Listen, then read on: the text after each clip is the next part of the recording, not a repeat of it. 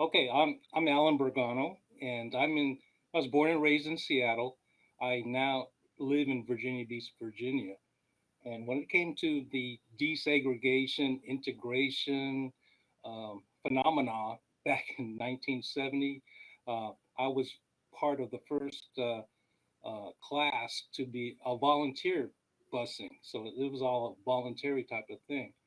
And you just signed up. And the reason why I signed up, it really wasn't for a racial thing. It was the opportunity because the school that I signed up for was Roosevelt High School, which is like even to this day is the richest public school in the state of Washington. They have a tremendous facility to learn from, tremendous faculty, and I went to school in a predominantly black part of Seattle, where the educational, I would say, opportunity to learn is kind of stifled because we had other problems besides academics. In junior high, for example, there were a lot of gang problems.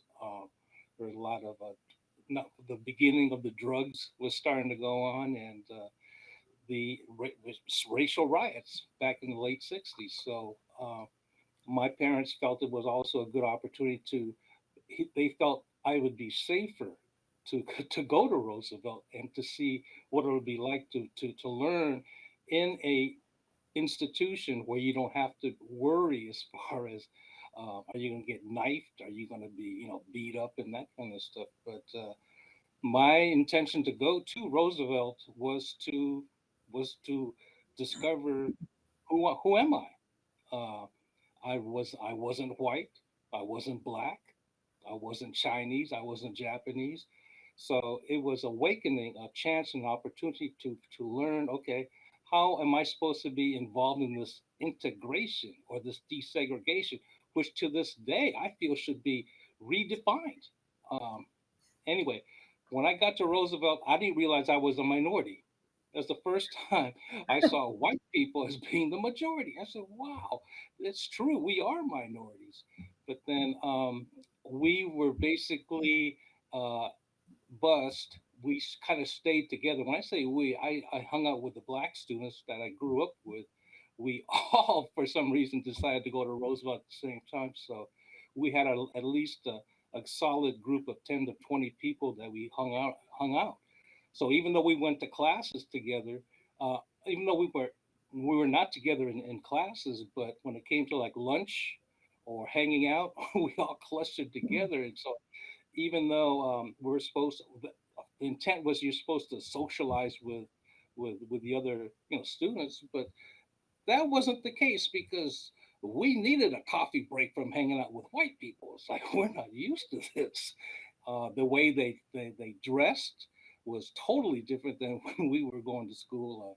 I didn't realize, number one, I didn't realize white people were diverse. I mean, you had rich white people, you had poor white people, then you got the hippies, you got it was just a strange environment for. I thought all white people were just white, to tell you the truth. But that my experience at Roosevelt really prepared me, to understand that the question of identity is a lifelong process. It just doesn't stop at high school. I think that's how I started to gain my consciousness, and it was Auntie Dorothy and her husband Uncle Fred, who understood and started to do classes at the university level. But then all this time when it came to defining who you are and where you come from and so forth and so on actually began with desegregation in Seattle. And it's unfortunate that people don't. The intent of the school was they figure if you threw all these people together, they're supposed to get along. But actually, we got along anyway. Because there are more problems. I feel that if anything, if you start getting into an environment like Roosevelt, you could see the differences in terms of the quality that you had prior to going there. I'll give you a good example. I was known for a perfect penmanship. I used to be the person to write on the chalkboard, you know, the schedule and so forth and so on for the class. Well, at in my junior high, sometimes there wouldn't be any chalk. But when I went to Roosevelt, there was chalk everywhere. So that was just an example of yeah, it's a first class institution. The lunchroom was totally different at Roosevelt. They had round tables, and only groups of you grouped together and ate and so forth and so. And they had the best cinnamon rolls I ever had. So the food was better, the environment was better, and that's what I wasn't even thinking about race. I was just looking at the environment that I had the opportunity to learn from. But I think Auntie Dorothy, why don't you talk about how you grew up at St. Mary's No, and no, I'm going and to talk on desegregation. oh, Okay, okay. because they're not interested in me growing up. Uh, Actually, what happened at the time, things happened for a reason. About this time, Seattle was embroiled with a lot of, uh, there were riots, semi riots. I mean, the central area was, I worked in the central area. I was born there. I worked there. My kids went to school in the central area. Um, the city of Seattle uh, was ghettoized in many ways. Uh, the central area, which is now really booming, was where the minorities lived. Originally, what we referred to it was an area of transition sociologically. They would call it new immigrants coming in, usually from Europe, from Eastern Europe, Jewish, of all from different countries, and the other people. You could tell the Japanese, the Chinese, the African Americans. We were all there. That was where they lived. In other parts of Seattle, there were covenants where people of color were not allowed to live. There weren't signs that said no Filipinos, no blacks here, but you couldn't buy a house there. You would try to buy a house, you couldn't. There were exceptions. There were people because some people sold a Thank you house for sharing to that historical minorities, context. and but that was the exception. So this is what it was in so-called, like I said earlier, liberal Seattle wasn't liberal Seattle at one time. It was very racist. And so, with civil rights, people now, the younger people, started to speak up and fighting for equality. You pay taxes, you know, and they don't decide what color you are, so you get less because you're less equal. No. And there were different things. We wanted equality, so we were demanding a better education for our kids. There was that understanding, or they thought there was, that the schools where the minorities was less equal than the others, and so there was this whole thing that we will now move some of the kids of color into the white schools, and the white kids would go into other schools. This was supposed to be a reciprocal thing. So I did ask a few questions yesterday of someone who works in the public I school would love to system give on his your experiences. reflections. What was interesting was I would love to other get your things were reflections on like happening in policy society. Things just aren't toward the end of one the thing at interview a and the things time. that could have been done So at the differently, but I very want to same bring this back time to your that personal in the experiences 60s, first. 1965, like Alan, I said there was a earlier, moment where you the said immigration that laws changed. you And and so all of a other sudden, students of you color needed a see coffee a break from lot white of students. Asians Do you have an coming into example the of what this United meant? States Was it because something now the a white law student had would say changed to to you? allow Was it people who were something they would once do? subjugated Like, to only what several happened that hundred you a felt year like you to needed to take a step back? 20,000 a year. And Seattle had many Asians moving into its city. Okay, a lot of them, English was not their first language. It wasn't. And so, like I said, things aren't equal. You've got the school people who are saying we have to have move the minority kids into the white schools, and then you had people like me who were working with Asians saying, "Wait a minute, how do we get these kids to go get into the educational system to help them?" And we started to look. We were starting to push in the schools for bilingual, bicultural education. We found out that the people teaching in the schools were basically whites. One of the jobs that I had early on in 71 No worries. was to That's what call it's up different about. schools and to ask them, do you have Asian kids going to school? And some of the comments used to amaze me. Yes, we do. They're stupid. They don't speak English. And so my job was to document all of this. And thank God there wasn't a place where we could see each other. And after I would ask the schools, and I'd say, oh, by the way, I'm Filipino and I'm documenting this for a project. So when we gathered enough information, we had to go to the schools and insist that they had to set up special classes for the kids to bring them up to snuff so that they would be able to catch up with their classmates. And it was important for us to have them have in the school system people who spoke their language and also understood them culturally. It was very important. It was a hard battle. We got it into the Seattle Public Schools. We set up bilingual education. We had to also then go to the state to get a temporary certification for the people who could do this, people who were educators in their own country, but were immigrants. And the school system in Seattle said only citizens could teach. So it was important to get. So here you had desegregation going full force. And we also had bilingual education classes being set. I found something that our position paper I wrote during that time. If this is going to be wholesale, what's going to happen to these bilingual, bicultural classes we were setting up for the kids? Are they going to be yanked and put into an all-white school where you have white teachers who look down on them, not only now because of their face, their color, but because of their accent or the lack of, you know, of the ability to speak English as well as them. So this was a dilemma that we had. And thank God the public schools kept the bilingual, bicultural classes going. And but you understand that when things happen, there are many things happening. The dynamics. I mean, I'll tell you, the 70s, 60s, 70s were very exciting for people like us. I mean, there was things happening all the time. But now when you look in retrospect, how good was it? It was good for some people. I spoke to a young man yesterday who is an administrator with the Seattle Public Schools. And he told me that if it wasn't for desegregation, he never would have known how to deal with whites in his job.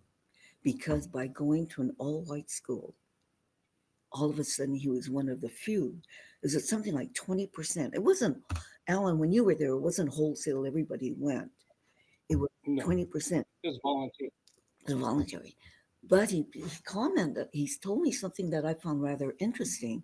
He was in grade school and they used to have Can you tell reading me about the partners. first times you met each The other? teachers always assigned him Can you to talk another about the first times minority, that you never two met to a each white other? kid, to What, be where his did you reading partner. meet? Like, In other ways, in their own subtle ways, even though desegregation was a policy, some teachers found a way to continue that. It was kind of insidious. and I'm sorry, not I'm gonna saying also the whole ask, thing was like tell that, each but other, he not said, just talk and then to when me I and spoke to him Chapin, yesterday, because he when was we edit reflecting. He this says, down, that's it's the just gonna first be time I both of thought your about that. voices if that does go to production. So that's And helpful. that happened so many years ago. So now, okay, now I'm going to throw something else at you about this time. And part of what I do as I'm a researcher is I started to notice that the white flight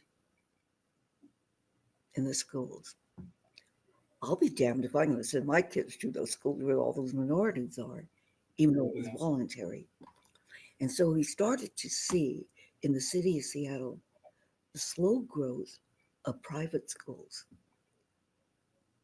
usually for whites. We have many private schools in Seattle. Many. Now, some say, that's all I'm saying to you. Okay, so the great plan was desegregation for being inclusive, for getting along with you, but no, not happening. So they do. Sure, they're a minority kid. And here's the interesting thing about our schools here, the private schools. They're usually for kids with means.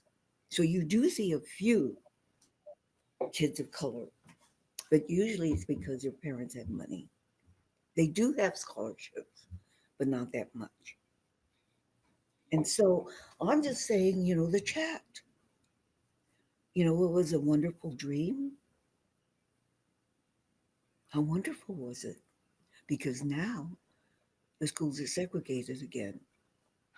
They desegregated the schools. Yeah, it's supposed to be even worse today than it was Yeah. back So for what was that, 50 years ago. so Yeah, Roosevelt's even worse now. it was good for people like Ellen. The dream was there to do it. Yeah. Yeah.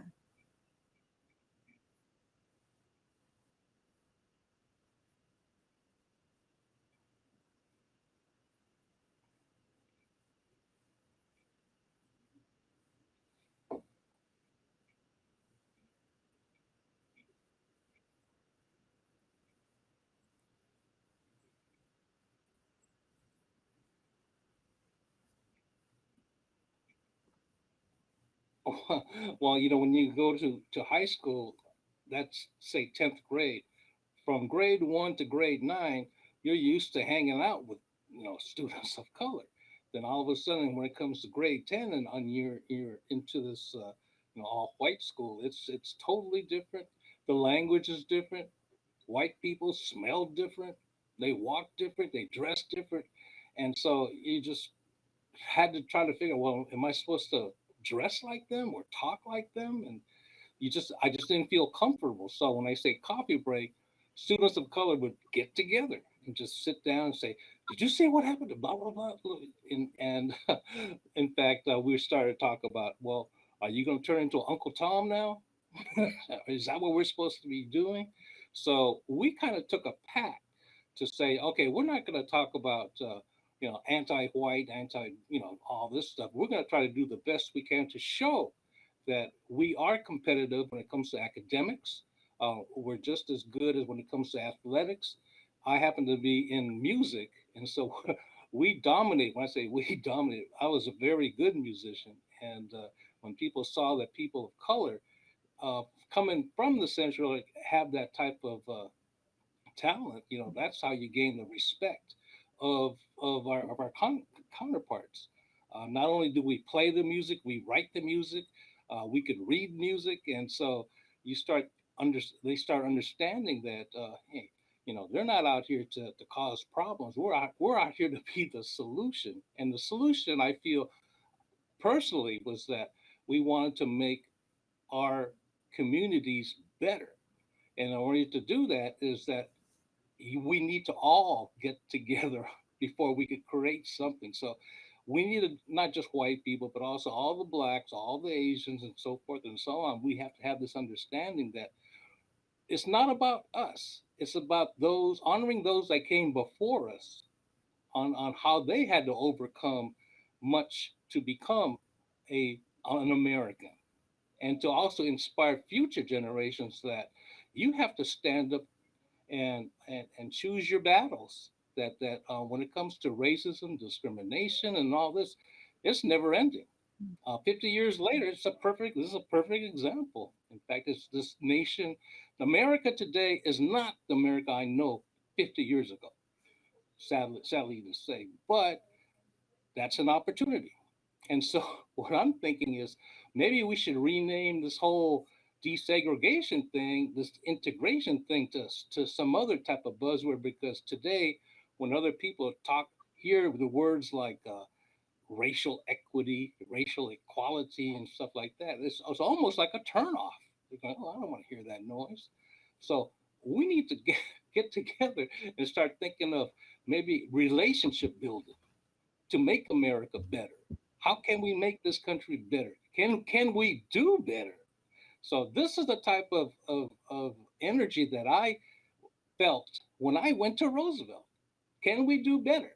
You know, our ancestors before they had to Yeah, fight thank you. blatant racism, but Alan, it's so easy today, to see back why you were then, we inspired were by trying Auntie to do our Dorothy. thing, Such a but wealth of knowledge it's a and journey. such important work she's been And doing. just to Could let you tell Auntie the Dorothy about listeners the of first this time you met? What was podcast your or first whatever we're impression of on, her? we need you. We need you. We need your experiences. I formed that opinion, or even that type of perspective. I got that from Auntie Dorothy and Uncle Fred, to look at beyond yourself, to understand that you are not just you. You are a reflection of your family, your community, and your people. And you need to act like that. Right, Auntie Dorothy? Yeah, well, I'm going to say, I have, pardon me?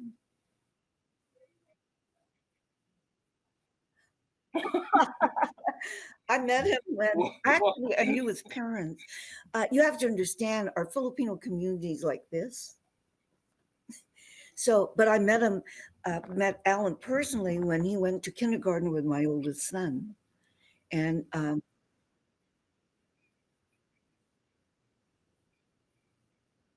yeah,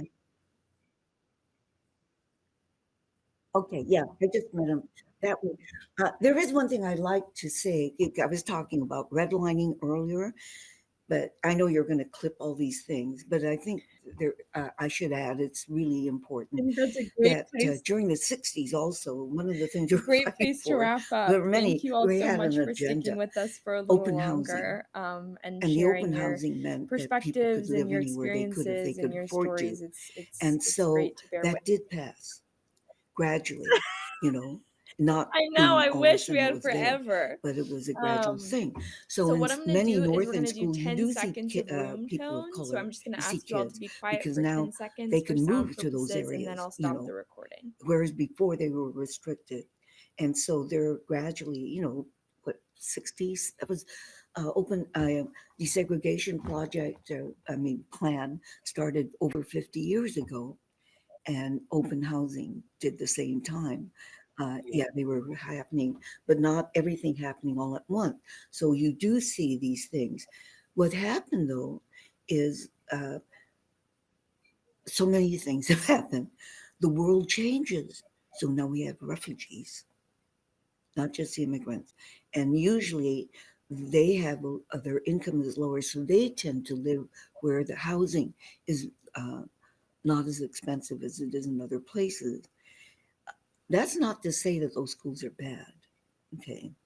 I would say that, um, like Garfield High School, which is right smack in the middle, produces more of what they call scholastic scholars, merit scholars, than any of the other schools, including the private schools. That's smack in the middle of the central area. It has for years. How come? I mean, okay, you got to figure this out. Why? So that didn't mean that Roosevelt had more, because they never did, right? They even beat Lakeside, which is private for rich kids. So you start to look at these things. Was it because there were different people who felt that they had to? I mean, they were. I think what we do is we don't consider parents, the ability of the parent, just because they are one way, that they are less than another because they look a certain way. You know what I mean? So I think when we talk about desegregation, I always am amused that everybody wants to talk about a problem. They make it very simple. There are many layers to problems and many layers to meeting the problem. And sometimes we say it isn't good, it isn't bad. I mean, why is it that we still have, after all these years, we still have places where there are more minorities than others? One thing that Seattle has developed, and this is what I was told yesterday, in the city of Seattle, Lake City now has many Latino students. We didn't have that back in the 60s.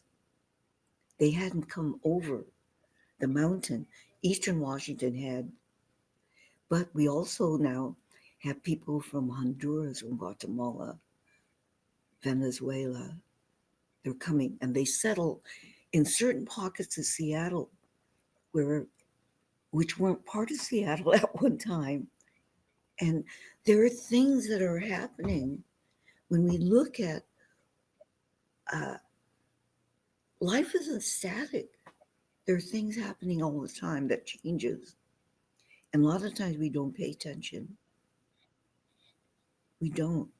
So how do we deal with the racism that Alan was talking about, which brought about that whole thing of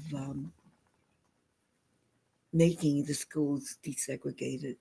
Why is it that when we were doing the research on getting bilingual education in, now the Seattle Public Schools doesn't just have four languages you have to deal with. Before it was just Japanese, Chinese, Filipino, Korean. I think I was told yesterday something like 50 languages. They can't have 50 teachers there. So now you have a teacher who's multilingual, multicultural. How many languages can? So it's not the linguistics anymore; it's the cultural aptitude. I don't know. Maybe. I mean, I've stepped away from all of these things by becoming a historian.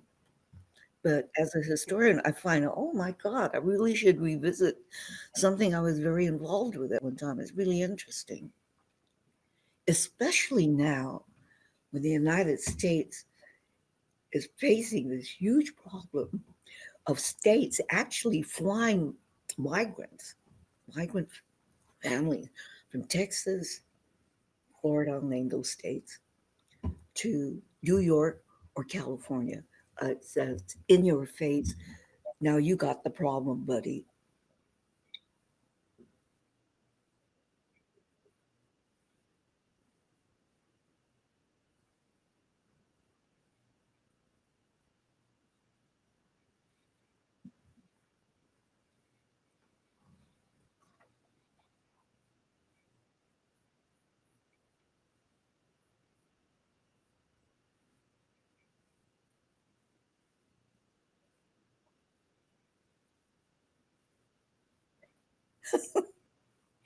Yeah. Well, see, Auntie Dorothy and Uncle Fred, they formed a youth activity called the Filipino uh, drill team, FYA, Filipino Youth Activities. The nation's only Filipino drill team in the country. And I tried out and they cut me. Really? Because I didn't, because I, because I didn't have But rhythm. I taught And but I taught that's your okay. sister folk dancing. Yeah, yeah, but see, so I didn't have no rhythm. I couldn't sing. I couldn't dance, and so those were three skills, that Filipinos you're supposed to know. But then I said, okay, I need to work on that stuff. But I was like 5, 6 years old. But I was Yeah. kind of what do you call it, abnormality. But Auntie Dorothy, I met Auntie Dorothy because she started the youth programs in Seattle for Filipino kids, and so that's how I met her. And her oldest son Anthony is my best friend to this day, and we're both 70. He's turning 70 June 24th, right, Yeah, Auntie? that's right. So that's how I met Auntie Dorothy, and she and Uncle That's Fred. right. They have are my what do you call it? My inspiration to spread the good news that yes, Filipino Americans exist, and we do have a history. Thank you, Auntie Dorothy. Yeah, well, Alan is Alan's something else. And actually what we do is we do Filipino American history. And and this whole thing is part of our our history too. Yes, yes, yes. So, because when it comes to consciousness Yeah. now, ethnic consciousness, all that started back in 1970 with desegregation and all that stuff. That's what I'm thinking. Why do you call it desegregation? It's almost like the year of Yeah. awakening that everybody got woke and said, wait a minute, we're not just white, we're not just black. Whose problem is it anyway? And so the type of attitude Auntie Dorothy and Uncle Fred taught me was if we do not value ourselves as Filipino Americans, how do you expect anybody else to value us? So that's been my personal quest is to pass on that type of responsibility for that next generation of That's Filipino-Americans. okay. That's Because why we have our extra experiences, time now. Auntie Now I'm Dorothy, and probably going to do a few and my follow-ups experience is totally to different get than the ones that into came some of after the more specific 1965, things where that you you have a talked lot of about. the I Filipino-Americans just want today. to They're not even both Filipino. before we get into that, You thank know, you for sharing all of they that. what I do you think call it, both of you have intermarried, so many like ideas Bruno about Mars, how for things should have example, gone differently Filipino-American. and what So needs like to be done in you the start looking future. at other So I people, you think go, we've okay, covered a perfect lot of example high is the level coach things and like those for reflections the on Miami Heat. how desegregation is What's his still name? impacting us who's today the, and how, who's the coach of the it's Miami? connected to so many other The names. issues and Anyway, how he's education Filipino-American, today hasn't born and changed raised in so much. Portland, So I want to and return to there's how you just felt in the that moment as type students and Auntie of Dorothy, opportunity for you a little bit for the less about children this of being a mixed student and heritage what moved that they you do have to a choice to work with identify youth. with if Does they that sound all choose right not with to you? identify with their Filipino-ness. But that's our responsibility as a historical society is to answer the question, So who are you? I'll And that's ask all you, about the Alan, history. first. You You you you talked you have a so legacy starkly about the that you're part of. differences You in have the a two schools legacy before you started going that to it's your Roosevelt. Could responsibility to you carry on describe a that little bit legacy. more for me And about if it wasn't for that, what a that's the day reason would why look I'm like involved. at That's the why I'm school on you this went freaking to? I'm sorry, show. the name is You slipping me. know, And I then could just describe a sit back day here, as a dentist, work at on my, Roosevelt. I know you touched on, smile and the all this things stuff, like the but then it's food and the more than best that. cinnamon buns. We are more than what we do. It's all about who you are. And all of that came from this Auntie Dorothy. You see what you create, Auntie Dorothy? Not really. Well, anyway, it's thank you for the opportunity to share and to remember. I mean, it was Yeah, for both of definitely. us. It's history. Yeah, You know, it happened. yeah. He was just a kid. I was a young mother with a whole bunch of kids. In your 20s, Yeah. Auntie. That's how old these two are. They're in their 20s. And we try to remember, and I do know that it did. There were a lot of in that desegregation thing, a lot of minority kids who And did have then the opportunity to go into at schools, white Roosevelt, schools, how do you did think learn, like being in Devin a said school like that yesterday. prepared you to go to It college? I gave know them that some was kind a of similar grounding on how experience to where you deal in a also white society. desegregated at the They university had, level.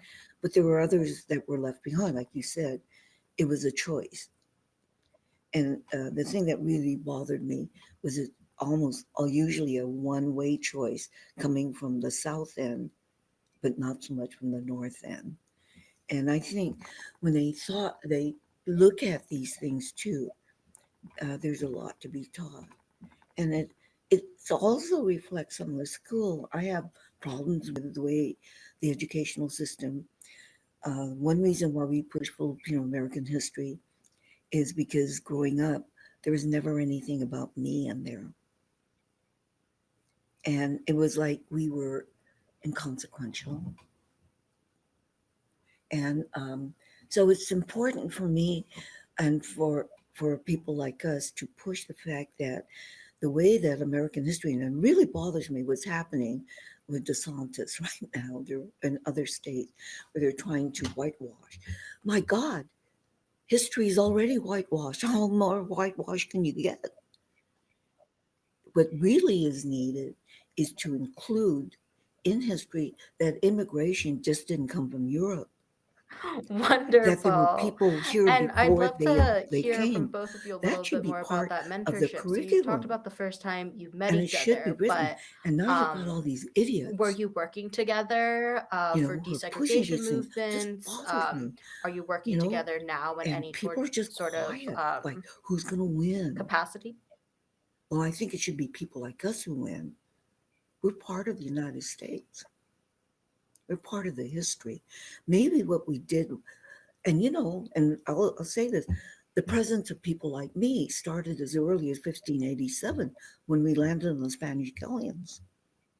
Well, who knows? I didn't know that until we start finding out these things from hidden documents, ships logs written by captains, the Spanish captains. And so there's so much, I'm reading about. Auntie, we only got 5 minutes, so we're going to say our parting Okay. words, okay? My parting words is that work hard, be part of the Yeah. solution instead of the problem. You do matter. Your story matters. Okay, Auntie Dorothy. Well, my parting word is people in charge have to pay attention. And no, they're responsible. Hey, they're getting paid. That's their job. That's what I used to tell in civil rights. And people said, well, what are you folks going to do? Not the communities. I said, no, we'll do our part. We'll uncover the problem. The thing is, the whole educational system has to be enhanced, has to be enriched. Right now, what's happening right now really bothers me is they're going to diminish the And whole can you thing. talk? They're going to wipe out the Yes, can you talk, existence. Auntie Dorothy, could you When they're talk a saying little Black bit more History, about the they times also you've mean worked us. together? Tell me about like one And specific I shame initiative on the that you may Filipinos have who vote started for those together people or worked because on they together. no, they do. But No, Auntie, these Hannah, two young Hannah, ladies are different. Hannah, Let's talk about these two young I'm ladies. very Auntie, political. Yeah, all of a Auntie, sudden I we talk. stopped being erudite and I've become because people have to be aware. This was supposed to be a land of opportunity. That's my mother when she came here. She said, "Oh my God, I thought that uh, the piers would be with marble, and that was a dream that they had when they were taught by their American teachers in the Philippines." No, you make your own opportunities, but people have to open up the doors for opportunity. And the whole thing is educational system. Kids in school have to learn that they are just as good as the others. And if you have an educational system, the desegregation was okay. But how open was it, Ellen? I don't know. This is Yeah, why well, we have fun. Eric Spoelstra, the coach of the Miami Heat. Watch them play I know tonight it. against the Denver Another Nuggets. Filipino. Yeah. That's right. So I Okay. don't know. I think we were Thank you, all you over two, the for the place. We were opportunity. we talked about all over. We could talk.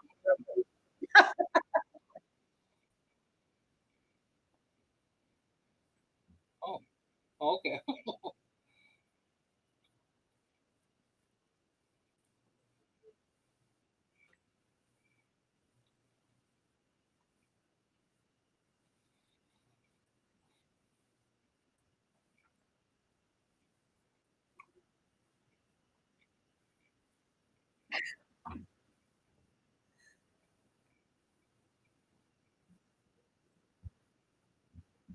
It's not happening.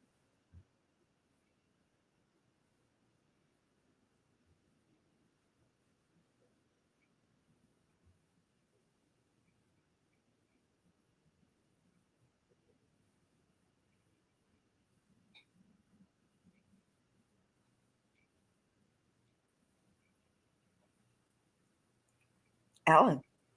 Auntie, wake up.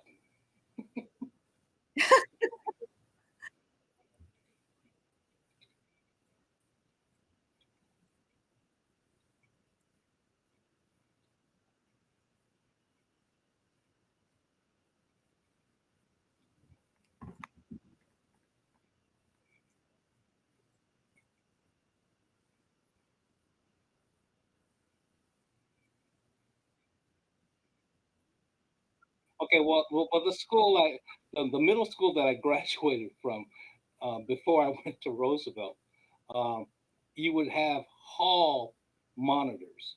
They're standing in the hall, making sure you're not running, you're not, you only walk on the right side of the hallway, that kind of stuff. Whereas at Roosevelt, we didn't have hall monitors. You could walk anywhere you want to. And study hall. Oh my God. In study hall at Roosevelt, it was quiet. You could actually study. Not at Meany. No, no, no, no. That was the time everybody gets to chit chat and, play cards and all this stuff and roll dice. That's the kind of stuff we were doing back in junior high. But Roosevelt, totally different. Totally different.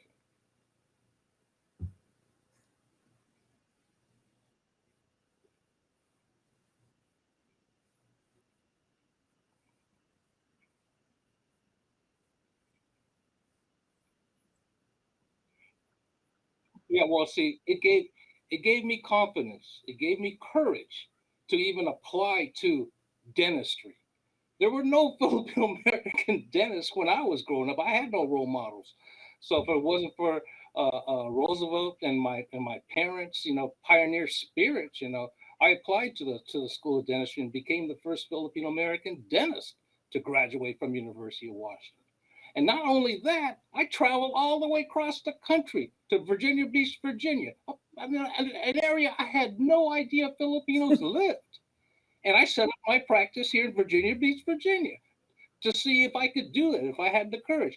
And I got a lot of that training because of Roosevelt. That I'm more my boundaries. I have no boundaries. I could go anywhere and be successful because I had that type of confidence when I went to Roosevelt and when I graduated from Roosevelt, went to the University of Washington, mentored by Auntie Dorothy, to be a pioneer's pioneer. And that's what you guys have in front of you, a pioneer's pioneer.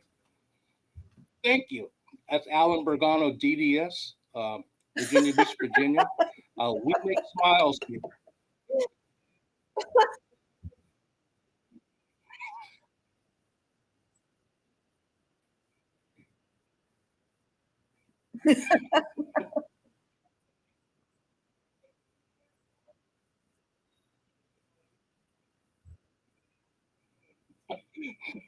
We Yeah, were we working were with the together. movement back in 1970. Auntie Dorothy is the leader, and Uncle Fred is the leader of the Filipino American movement.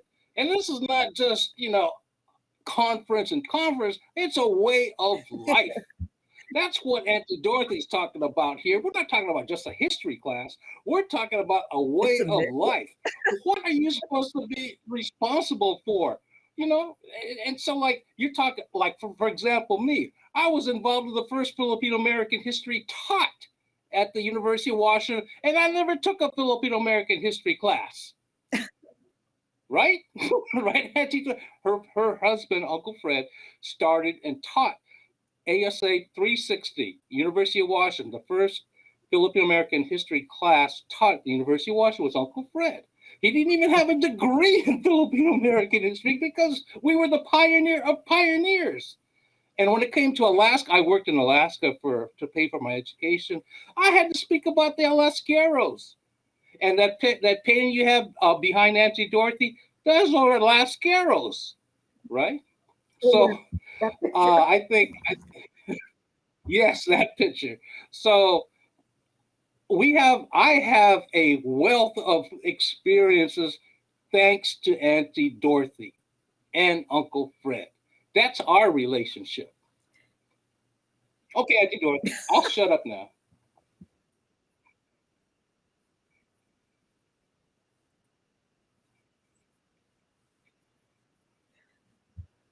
Well, it's interesting. I've known Alan for almost his whole life, and you're going to be 70. I mean, you turned 70. Okay, so at least 65 years. Okay, um, but I really got to know him when we had something called the Far West Convention, and Alan, our organization, the Filipino Youth Activities, which started it. Um, we were driving to UCLA, and Alan was one of the drivers, the student drivers, and we had time to talk. He, the thing is, we grew together. His wife was my intern when I got an NEH grant to do the history of Filipinos and Koreans in the United States back in 1979, 1982. And it was the information we gathered at that time nationally, several hundred oral histories, thousands of photographs, that made me ask people, would you like to join a Filipino American Historical Society? Because we ran out of money and yet the work wasn't done. So Alan's been very much a part of what has become my mission in life. And that's to continue the gathering of our history. Even though we were born here, we only knew what we knew, what was part of our history. It's so much bigger than that. And Alan and his wife Edwina have been part of the process for more than 40 years, almost 50 years. So that's my relationship. I knew him as a little boy, as a young man, a teenager, as a young man. With With hair, with hair. a lot of hair. And so he started one of our first chapters. And we now have 41 chapters around the country. And they're gathering local history, and we share. And we're volunteers, we're all volunteers. So it's a mission of love. We're dedicated because no one knew anything about us. And we just wanted people to, it was a case of, hey, look at us, we're here. And that's really what it's all about. And everything, you know, like I would tell my students, everything that's American, that happened with America, happened to us. Oh, I want to say one thing. Maybe you don't know. This is the 125th anniversary, the passing or the signing of the Treaty of Paris in 1898. That happened after the Spanish-American War, okay? Everybody was there. The Filipinos weren't there. But at that signing, Spain ceded or gave to the United States Guam and Puerto Rico, but sold the Philippines to the United States for $20 million. So I'm asking our chapters all over the country to note this during Filipino-American History Month. By virtue of the signing of that, the Philippines became the first overseas colony of the United States. Once colonized country, now is a colonizer. Filipinos, his father, my parents, were allowed to come to the United States as American nationals. They didn't need a passport. And it changes. There's a lot of things that's American history that's not taught that affects Filipinos. We were the first colonized country of the U.S. Probably the only one. So this is part of the mission that we have.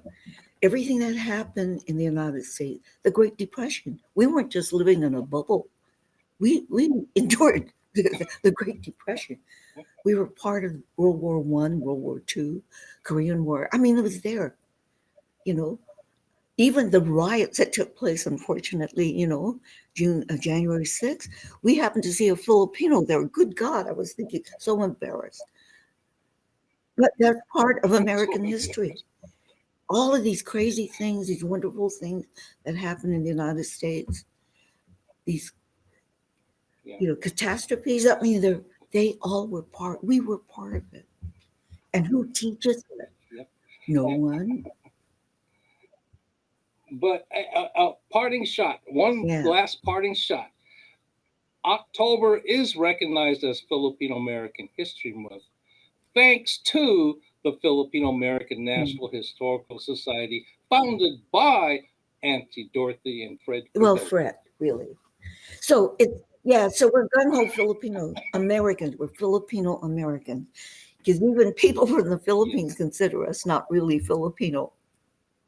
And the funny thing, when I was growing up, people would ask me, what are you? I said, I'm an American. No, you're not. I wasn't, because I didn't look like them. So we proudly say we're Filipino-American. Yeah. No hyphen. That should be our parting shot, huh, Allan? We're more than just a hyphen.